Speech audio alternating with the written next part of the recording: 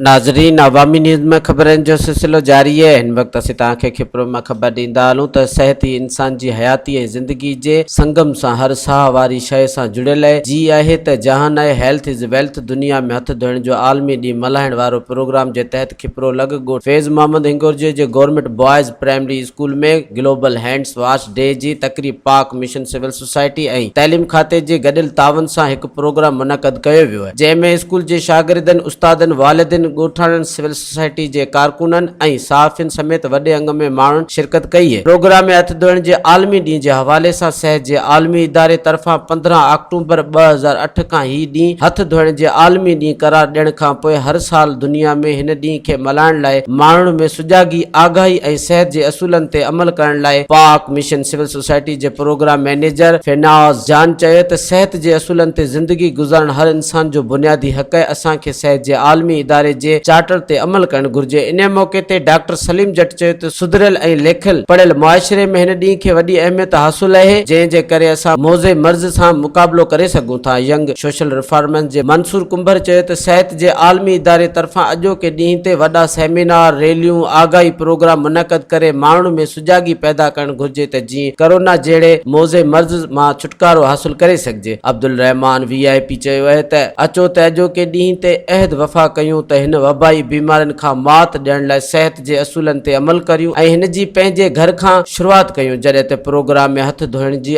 आगाही मुहिम में शागिर्दनि, वालिदनि खे हथ धोइण जा तरीक़ा सेखारिया विया। प्रोग्राम खे एम जुमन कुंभर, रेखा कुमारी, रंजीत सिंह, अब्बास अली हिंगोरजो, अकरम के भोजराज, एजाज अहमद, उमर हिंगोरजो, हनीफ समेजो, रियाज सूमरो, मोना मरी खिताब कयो। सरवण मिठू, दुआ, फिजा ऐं निदा लोकगीत लोंग फोटा थाली में ॻाए प्रोग्राम खे चार चंड लॻाए छॾिया। आख़िर में हथ धोइण जे आलमी ॾींहुं जे मौके ते आगाही मुहिम जे लाइ हिकु रैली पिण कढी वई। आज पाक मिशन सोसाइटी के ज़रिए तमाम हैंड वाशिंग डे जो यहाँ पर मनाया गया है।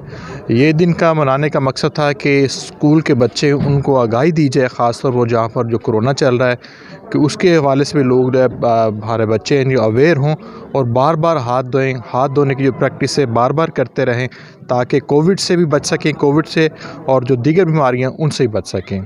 आज ये पूरी दुनिया में दिन मनाया जा रहा है, आज ये खिप्रो में दिन मनाया गया ताकि बच्चों को आगाही दी जा सके। जी हाँ, हर साल जी असां अॻ में भी ही जेको आहे सो programme world hand washing day मल्हाए चुका आहियूं ऐं हिन साल भी जेको आहे सो असां वर्ल्ड हैंड वॉशिंग डे जेको आहे सो हिन स्कूल में मल्हाए रहिया आहियूं त जीअं ॿारनि खे जेको आहे सो हींअर साणी मालूमात मिले त हथ जी सफ़ाई जी केतिरी अहमियत आहे, उन सां केतिरियूं जेको आहे सो बीमारियुनि मां कंट्रोल थी सके थो। डे एक्टिविटी जो है इसका बेसिकली मकसद ये है कि स्कूल के लेवल पे आकर हम छोटे बच्चों पे काम करें। छोटे बच्चे जो हैं वो हाथ धोना सीखें अच्छी तरह से, कोविड-19 की बीमारी से बचें और अपने घर में भी जाकर वो अपने बड़ों को भी सिखाएं और उनको भी बताएं कि किस तरह से हम हाथ धोने से सिर्फ बहुत सी बीमारियों से बच सकते हैं। ये जो अॼु 15 अक्टूबर ॾींहुं आहे पूरी दुनिया में आलमी ॾींहुं मल्हायो वञे पियो। इहो ॾींहुं अॼु पाक मिशन जी तरफ़ां जेको फैज़ मोहम्मद हिंगोर जो तालुको खिप्रो डिस्ट्रिक्ट सांगड़ में जेको आहे मल्हायो पियो वञे हथ धोइण जे हवाले सां ऐं जेको आहे जेको ॿारनि स्कूल जे ॿारनि में अवेयरनेस ॾिनी आहे पाक मिशन जी तरफ़ां। त इन में जेको आहे अॼुकल्ह कोरोना वबा जाम हले पई, इन वबा जेका ख़तमु हथ धोइण सां, बार बार हथ धोइण सां, 20 मिंट हथ धोइण सां इन जो मैसेज ॿारनि खे जेका सिहत ऐं सफ़ाई जेका आहे उन में महफ़ूज़ रहंदा ऐं जेको उन हवाले सां जेको हीअ प्रोग्राम रखियो वियो आहे बहितर प्रोग्राम आहे ऐं बहितर ॿारनि खे अवेयरनेस ॾींदासीं जीअं आइंदा जेको असांजो नौजवान नस्ल इन कोरोना वायरस खां बचे ऐं साफ़ सफ़ाई जो ख़्यालु रखे। हथ धोइण जो आलमी ॾींहुं तौरु मल्हायो थो वञे।